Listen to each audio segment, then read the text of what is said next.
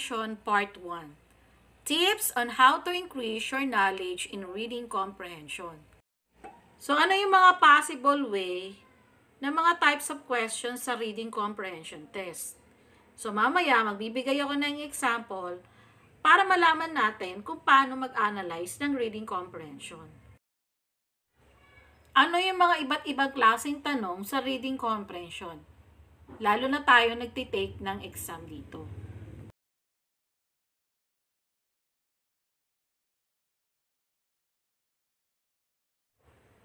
What are the possible questions in reading comprehension?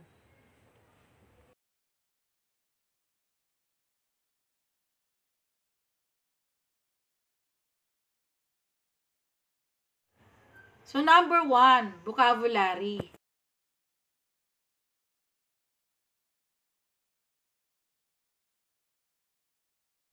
Number 1, understanding the words used to construct sentences is the best way to begin practicing for a reading comprehension test. So guys, dapat nasanay tayong mag-analyze ng vocabulary. Alam natin kung ano yung synonyms, antonyms, at ano yung tamang definition dito. So magbibigay ako ng example, ano yung mga questions sa reading comprehension. Bakit kinakailangan ng vocabulary?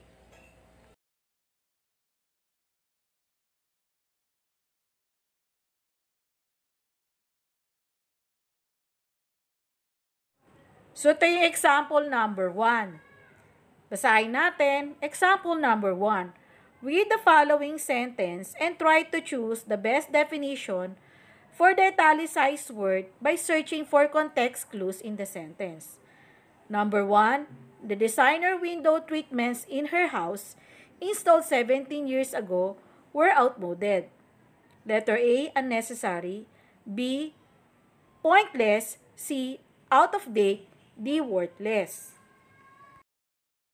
So guys, maging familiarized tayo sa mga gitong type of question sa reading comprehension. Lagi siyang merong vocabulary at hahanapin natin yung tamang definition na hinihingi ng sentence. O di kaya antonyms or similarity words nito. Katulad tong question na to. So napapansin nyo, naka-bold or italic yung outmoded. So, yun ang hahanapin natin na words. Kung ano ang pinakamalapit na definition dito.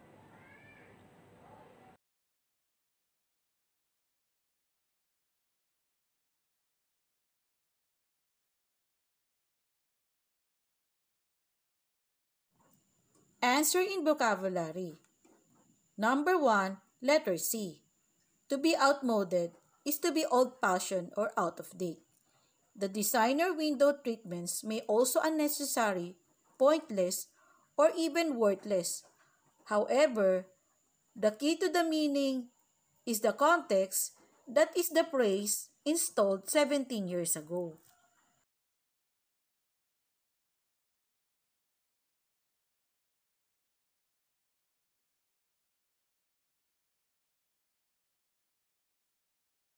Number 2, analogy. So, one of the reading comprehension, may binibigay din na analogy. Paano ba mag-analogy? Minsan ang analogy ay merong cause and effect, similarities and dissimilarities, synonym and antonyms. So, tingnan natin ano ba ang tunay na definition ng analogy.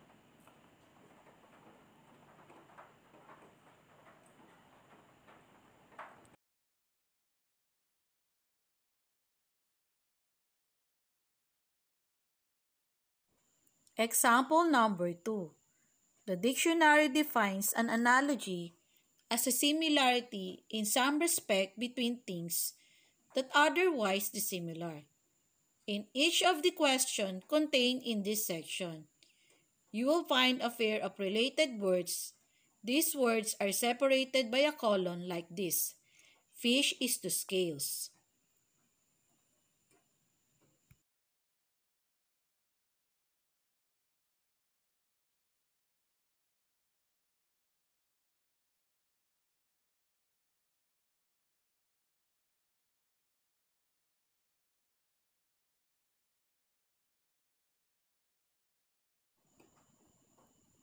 So number 1, butter is to bread.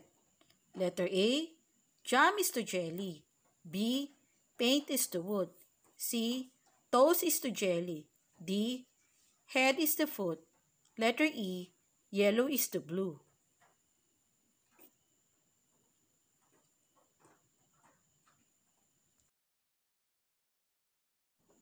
So ito yung analogy.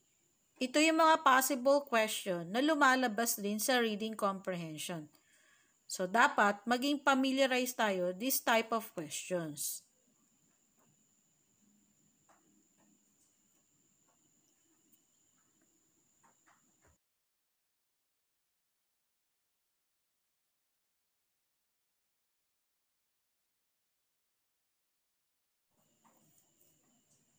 So, answer in analogy is letter B. Butter covers bread. Paint covers wood.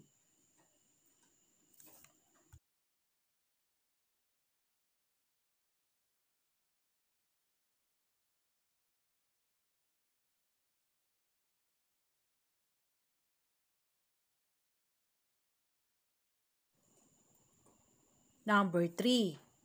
Main idea or themes. Ano yung mga possible questions na lumalabas dito sa main idea or themes para sa reading comprehension? Paano natin siya ma-identify? So, magbibigay ako ng example for this question.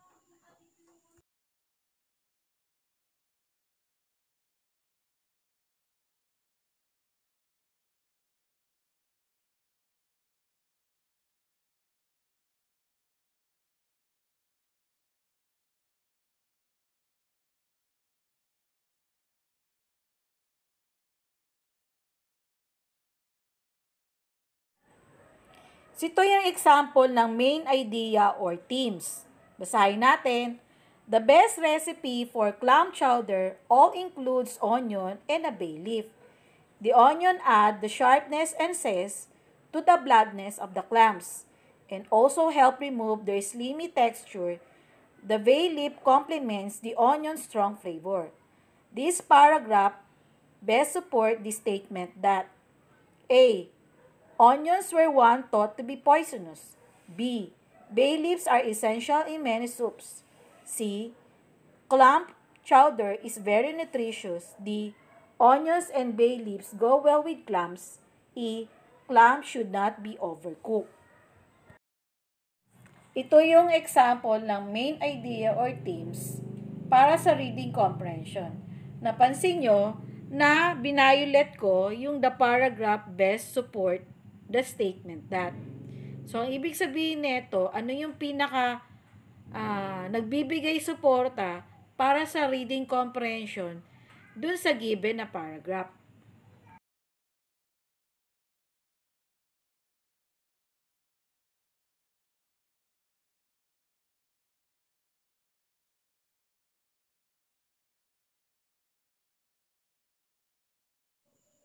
Answer in the main idea or themes.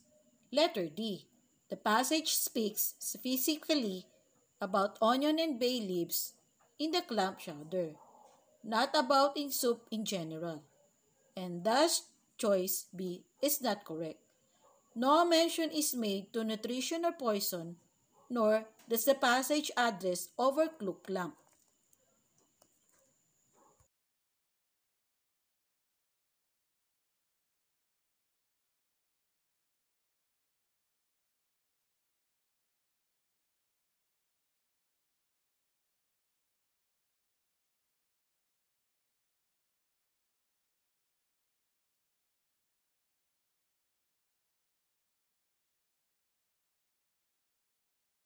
Number 4.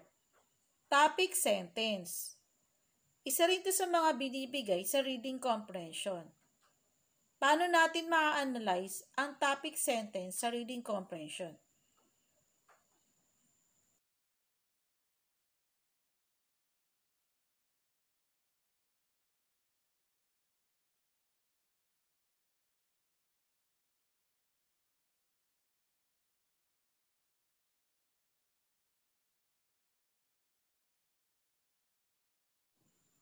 So, ito yung example for the topic sentence. Basahin natin.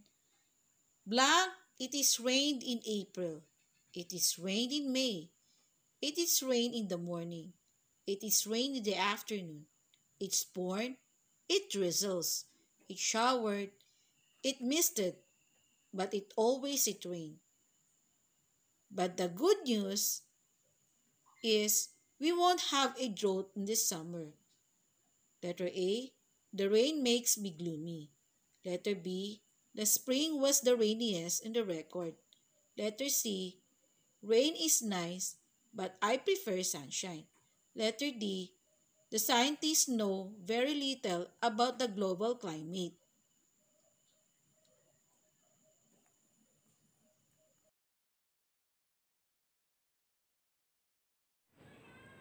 So, ito yung topic sentence. Karamihan sa topic sentence, nauuna yung fill in the blanks. So, dapat, maging familiarize din tayo sa ditong klaseng questions. So, ano ang pinakamalapit na magiging sagot sa first paragraph?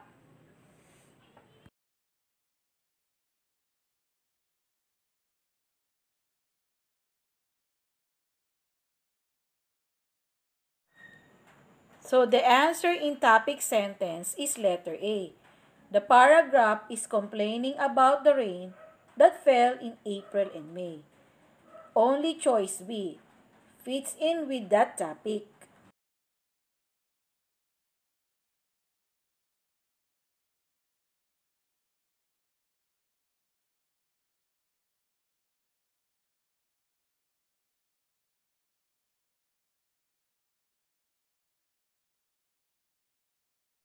Number 5, short passage.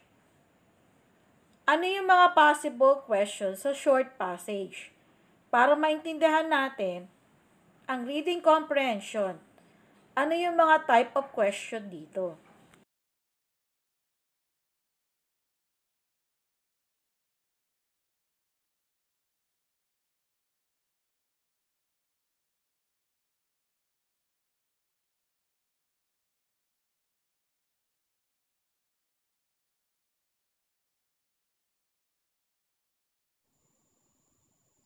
Short passage.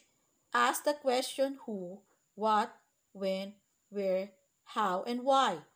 Is the author purpose to inform you of facts, persuade you of something, or simply to entertain you? As you read, try marking up the passage or taking notes. The more active a reader you are, the more likely that you will understand and fully enjoy what you read.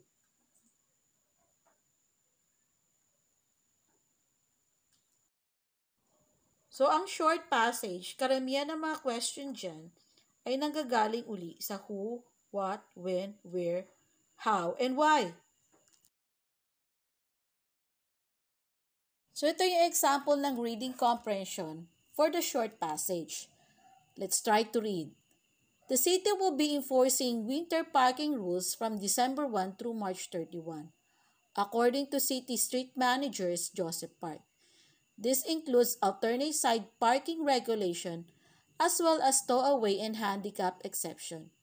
Cars are to be parked on the south and east side of the street between the hours of 8 a.m. and midnight, and the northwest side of the street between midnight and 8 a.m. This is to permit snowplows and emergency vehicles access to all neighborhoods, as well as to keep rush hour traffic to a minimum. Vehicles that do not follow this regulation will be towed at the owner's expense. Park said, with the exception of those vehicles displaying handicap parking permits.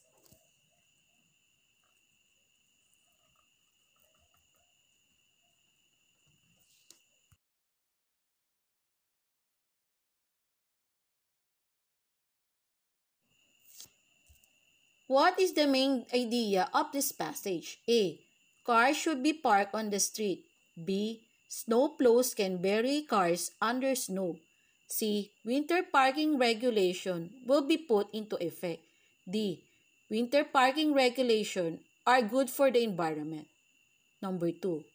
When should cars be parked on the west side of the street? A. Between 8 a.m. and midnight. B. Between midnight and 8 a.m. C. Between December 1 and March 31.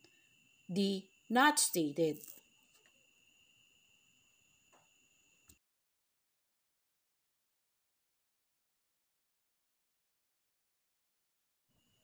Answer in short passage. Number 1, letter C. The passage specifically addressed winter parking rules while none of the other choices is mentioned. For number 2, letter B. The second paragraph defines which side of the street should be used at a specific time. It states that the car should be parked on the west side between midnight and 8 a.m.